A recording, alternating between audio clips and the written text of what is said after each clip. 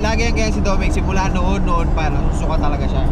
Pero siguro darating din yung panahon kapag nag-ibang bansa na tayo, sumakay na tayo ng mga aeroplano, ganyan. Hanggang hindi na mapapalaban talaga yan. Aasarin ko yan, tatakutin ko yan dyan. Magagalit yung piloto sa'yo, pamababayin ka.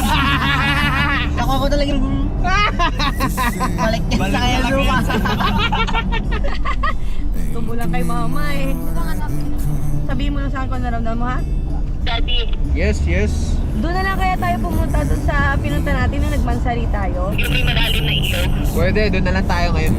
Okay din naman doon, di ba? Tapos may... Park naman ang ayos doon. Pwede tayo maligo ron, pero hindi ako sure. May parking doon, pero pwede tayo doon. Pwede. Tapos check na lang natin ngayon, di ba? Doon na rin tayo makain. Yeah! Excited! Kalalim nun. Boys! Hindi pa kayo nakarating doon yung pinuntahan namin ni mami mo. Malapit na tayo, malapit na tayo. Ha? Ha? Hot saan?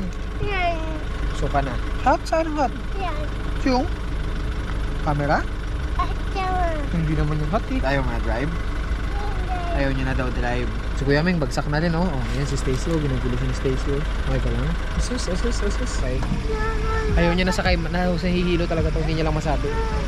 Ha? Tawagin natin si Nenay. Baka pwede maglakad na lang sila. Kasi malapit na talaga. O Nenay, ikaw mag-drive ng Raptor. Ha?